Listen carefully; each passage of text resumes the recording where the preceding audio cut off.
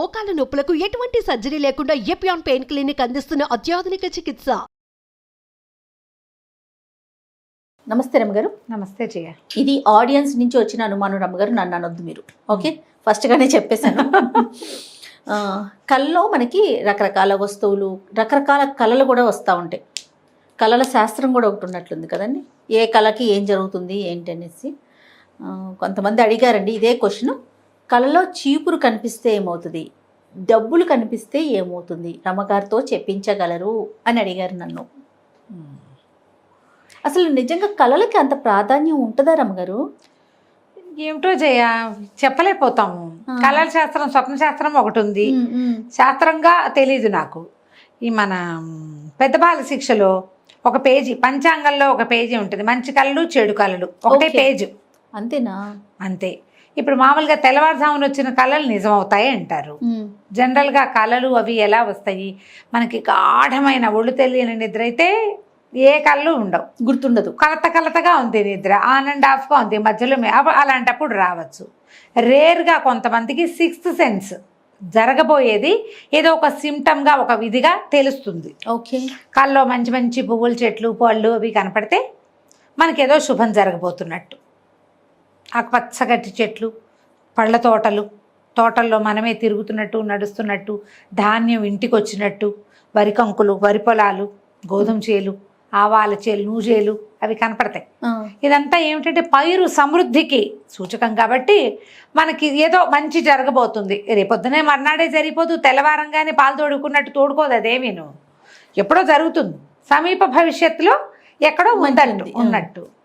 అయితే ఇది ఏంటంటే ప్రతిరోజు ఏదో ఒక కలగని, దాని అర్థం తెలుసుకోవాలని దాని వెనకాలే పడతారమ్మా. నాకు అసలు కొంతమంది మెసేజ్లు వస్తాయి, అమ్మాయికి దేవాలయాలు కల్లోకి వస్తున్నాయి, ఎందుకు వస్తున్నాయి, ఏం చేయను.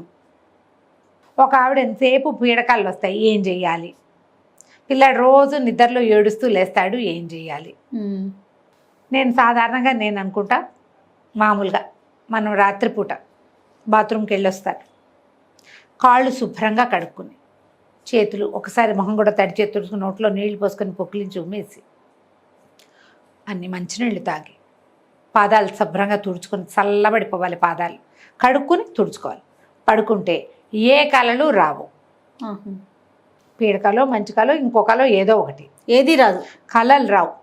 తర్వాత ఈ పడుకునే ముందు పోటాడుకుని, తిట్టుకుని, కలతగా ఉన్న మనసుతోటి పడుకుంటే ఏవో పిచ్చి పిచ్చి వెర్రిగా వస్తాయి కళ్ళు. ఒక గంట ముందు కనీసం టీవీయో ఫోనో ఆపేసేయండి, ఒక అరగంట ముందైనా. ఏదైనా పడుకునేటప్పుడు రామకృష్ణ చదువుకోండి. నా మటుకు నేను 3 శ్లోకాలు చదువుతాను జయ, రోజు పడుకునే ముందు. మంచం మీద పడుకోగానే ఆపదాంహ ముందు అపవిత్ర కాళ్ళు కడుక్కుంటే కానీ చెయ్యను, అది కాళ్ళు కడుక్కుంటాను. ఆపదాంబ ఫర్తారం దాతారం సర్వసంపద లోకాభిరామం శ్రీరామం భూయో భూయో నమామిహం. మా పిల్లలకి శ్రీరామ అంటే నేర్పించారు. శ్రీరామ జయరామ, శ్రీరామ చెప్పుకున్నాను, వాడు పెద్దవాళ్ళు అయిపోయారు మా పిల్లలు.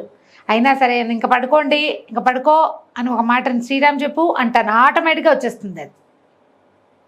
శ్రీరామ చెప్పుకొని పడుకోవటం, ఏదైనా ఒక దైవనామస్మరణం మీకు ఇష్టం. నేను ఆపదమ్మ పడతారని చదువుకుని, ఆంజనేయ స్వామి 2 శ్లోకాలు, ఈ 3 లైను ఏమైనా సరే, మంచం మీద పడుకోవడానికి చాలా అలసిపోయాను అనుకో, రామకృష్ణ పరంధమ పరత్పర 5-6 పిలిచి, పాహిమాం రక్షమాం అని, నన్ను రక్షించు, నన్ను కాపాడు, నాతో ఉండు చెప్పుకోండి, ప్రార్థన చేయండి పడుకునేటప్పుడు. అప్పుడు పిచ్చి కళ్ళలు రావు. మీరు కలతగా పడుకుని, విసగటగా పడుకుని, ఏదో తిట్టుకుంటూ, పోట్లాడుకుంటూ, ఎప్పటికో సణుకుని వాళ్ళని తలుచుకుని, వీళ్ళని తలుచుకుని, వాళ్ళని తిట్టుకుని, జరిగినవన్నీ గుర్తు చేసుకుని, దుఃఖంతో, విషాదంతో, విచారంగా పడుకుంటే కళ్ళు వస్తాయమ్మా, ఏవో ఒకటి, ఎంతసేపును. అవేం చెప్పుకోవద్దు.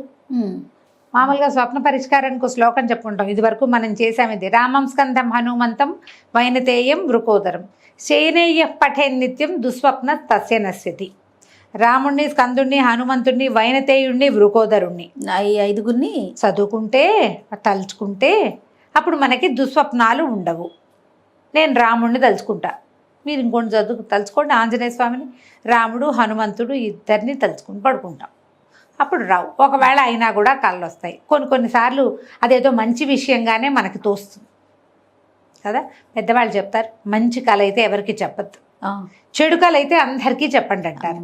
ఈ చెడు కళల్లో మనమే మరణించినట్టు, మన ఇంట్లో ఎవరైనా మరణించినట్టు, ఎక్కడికో చెత్త దేంట్లోకో వెళ్ళిపోతున్నట్టు, నీళ్ళల్లో పడిపోతున్నట్టు, ఎవరైనా మనం వెంట పడుతున్నట్టు, క్రూర మృగాలు వెంట పడుతున్నట్టు, మృగాలు ఏమైనా మన మీద పడబోతున్నట్టు, ఇవి చెడ్డ కళ్ళు. అయితే ఈ ఎవరైనా మన వాళ్ళు మరణించినట్టు కళ్ళు వస్తే మంచిదంటారు జయ. వాళ్ళకి ఆయుష్ పెరుగుతుంది, ఆయుష్ పెరుగుతుంది, వాళ్ళకి కీడు పోతుంది అని చెప్తారు. మంచి కళలు కొన్ని ఉన్నాయి, పువ్వులు, పళ్ళు, కాయలు, పొలాలు. ఇవి మనం సాధారణంగా డబ్బులు మంచివి, మన జీవితానికి కావాల్సిన డబ్బే, కానీ డబ్బు కళ మంచిది కాదు. ఇందాక నువ్వు అడిగిన దాంట్లో ఇది డబ్బు బంగారము కనపడకూడదు, బంగారం బలి కొడుతుందని చెప్తారు. డబ్బు బంగారాలు కనిపించకూడదు. డబ్బు కనపడితే నీకు ఖర్చు వస్తుంది,